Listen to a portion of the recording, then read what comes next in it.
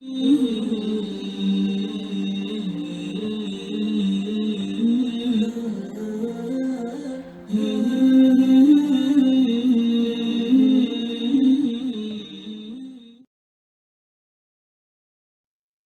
salam alaikum, bonjour à tous. Je suis ravi de vous retrouver aujourd'hui pour une nouvelle vidéo. Je voulais refaire la recette de khop shama à la demande d'Ilham, bien sûr en petite quantité. Donc là, j'ai utilisé 500 grammes de farine, une cuillère à café de sel. Je mélange le tout avec la farine et ensuite je rajoute une cuillère à café de levure sèche et 350 millilitres d'eau que je mélange, bien sûr.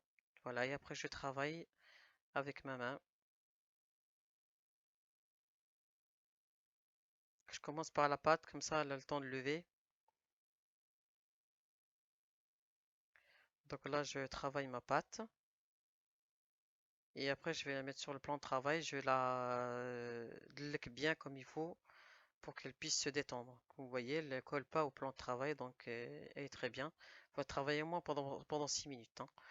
Ensuite, après, dès que vous avez fini, vous la mettez dans le petit saladier, et puis vous couvrez et vous mettez de côté. Et après, on va attaquer la farce. Donc pour la farce, j'ai un poivron rouge, vert et jaune, coriandre et l'oignon en botte. Maintenant, si vous voulez moins de farce, sachant que moi j'en avais, ça est resté, j'en avais en trop, donc utilisez la moitié de chaque. Par exemple, la moitié d'un poivron, la moitié d'un poivron rouge, la moitié d'un poivron jaune, la moitié d'un poivron enfin bon, la moitié de chaque. Voilà, comme ça, je me répète pas. Et comme ça, vous aurez moins de farce. Donc, bien sûr, je coupe tout et puis je vais mixer dans le robot. Je coupe grossièrement, hein, pas trop. Voilà, j'ai bien mixé. Et là, je vais le passer à la passoire au cas où il y a du jus dedans. Mais il n'y en avait pas, donc c'est très bien. Donc ensuite, je verse ma farce et puis j'ai 8 cubes de graisse que j'ai gratté dedans et une grosse boule de hachis, la viande de hachis, bah oui, du hachis, bah, la viande. Voilà maintenant je mélange tout.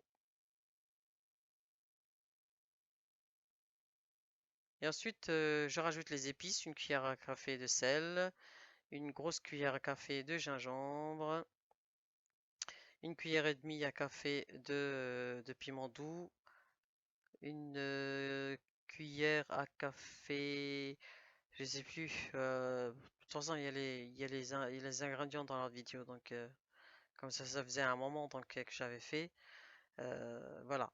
Maintenant, si vous voulez pas mettre les ingrédients là, vous pouvez mettre les épices de viande, hein, mais il faudra quand même compléter avec du piment doux. Je veux dire, il faut rajouter une cuillère à soupe de piment doux, une demi-cuillère à café de piment fort et une cuillère à café de curcuma. Parce que sans les épices, ça a pas de goût. Donc voilà. Donc ensuite, je réserve et puis bien sûr, j'ai oublié de vous dire, il faut repasser, une fois que vous avez mis les épices, repasser la farce au robot, 1 à 2 minutes, et après, comme ça, vous êtes sûr que tout est bien mixé. Ensuite, là, je façonne mes boules.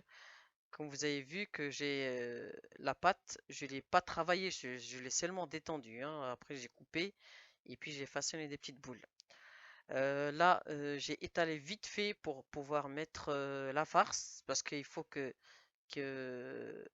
la galette soit pas trop fine pour qu'on n'ait pas de problème au niveau de la farce, que ça sorte dans tous les coins. Donc voilà, vous fermez bien comme il faut, vous la tournez bien comme il faut. Et puis vous faites pareil avec les autres boules. Vous couvrez 5 à 10 minutes, le temps juste pour qu'elle soit beaucoup plus simple à détendre. Pour la première, j'ai utilisé le rouleau. Bah ça, je veux dire, la farce n'est pas sortie, donc c'est cool.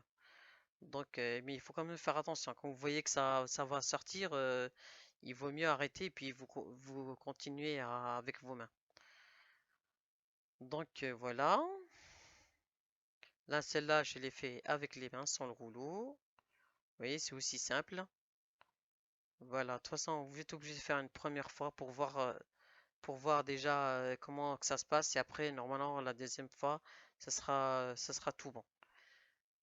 Donc, une fois que je les ai tout étalés, je vais les laisser 15 à 20 minutes. 15 à 20 minutes. Et après, on va passer à la cuisson.